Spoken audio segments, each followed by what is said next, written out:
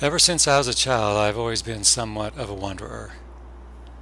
I know I have thousands of miles under my feet, and nowhere do I enjoy wandering more than here, New Zealand.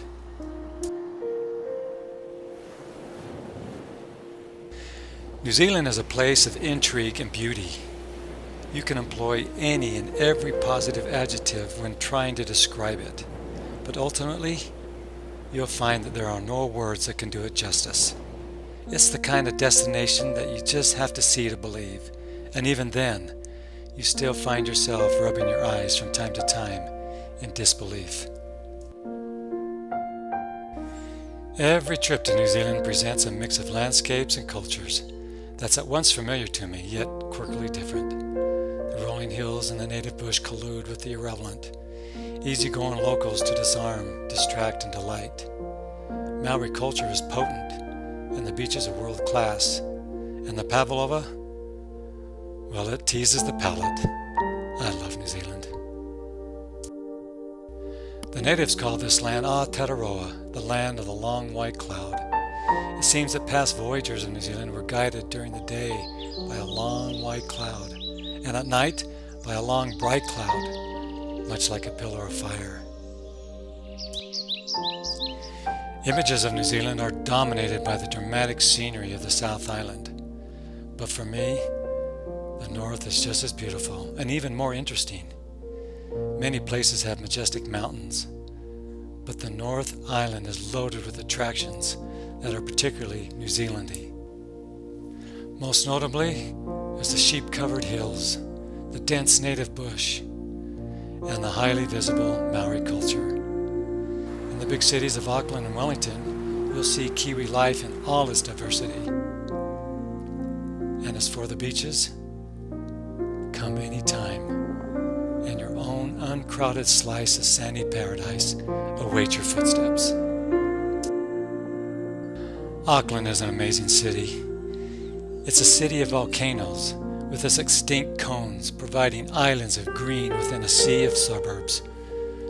It has this powerful hypnotic fascination and is a traveler's paradise, but I love it for what it represents to me. Not necessarily the sights, but the feelings it employs. The weight of history and the power of memory rings loud here and refuses to be silenced by time. It is somewhat an ocean of timelessness where echoes of the past resonate the streets. The first chapters of history of mankind started here in this place.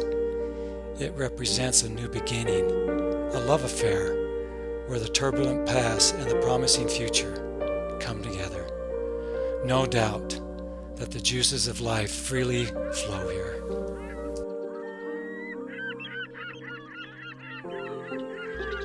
Come and stretch forth your hands to the heavens as your feet touches the earth, and you'll step off into the unknown. You'll hear the whisper of spirits from an unseen world welcoming you here to their hidden paradise that only believers can comprehend and the absurd endure. Many say that Paris is the city of love, maybe even Florence and Venice, but Auckland is the city of many lovers. According to its Maori name, Tamaki Makaroa, which means the spouse desired by 100 lovers. All those who saw this place desired it and fought over it for centuries. Those who saw its fertile volcanic slopes, sheltered fishing sites, and access to the greatest waterways in the world desired it. It's hard to imagine a more geographical blessed city. Its two harbors framed with narrow isthmus punctuated by volcanic cones and surrounded by fertile farmland. From any of its numerous vantage points, you'll be surprised how close the Tasman Sea and the Pacific Ocean come to kissing and forming a new island. Whether it's the rugged beauty of the West Coast surf beaches or the glistening Hauraki Gulf and its countless islands, the water is never far away. And within an hour's drive of this city, there is a dense tracts of rainforests, thermal springs, and wildlife reserves. No wonder Auckland is regularly rated as one of the world's top cities for quality of life and livability. The influence of New Zealand's indigenous culture is more keenly felt here in the North Island, where Maori make up a much higher percentage of the population. Across Tia Ika a Māori, New Zealand's North Island's Maori name, you'll be more likely to hear the Maori language being spoken, see a Main Street marae, join in a hangi, or catch a festival performance with traditional Maori songs, dancing, and of course, the blood-curdling haka. Venture up and down the North Island and you will realize an authentic Maori experience that will never be forgotten. New Zealand has an intense color palette of one dominant color, green. It is so vivid that it wraps itself around you. There's no boring landscape, no gray or brown. The term green grass is an understatement. It's green one moment, emerald the next, and as the afternoon sun drops, shamrock appears, and soon silver comes knocking. It's one of nature's most remarkable displays.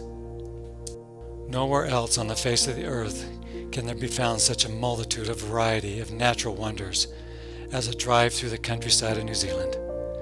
The eye of the tourist is arrested, delighted, and startled in turn with grand hillsides flecked with woolly sheep and the bluest of blues and the greenest of greens of everything. New Zealand seems to transport you into a state of suspended disbelief. Her songs are like the wings of your dreams. On her shores your imagination is spontaneous. You can roam with no limitations, fly with the spirits, and paint the sky with your mind's eye. It's a dream place of some sorts where your dreams come true.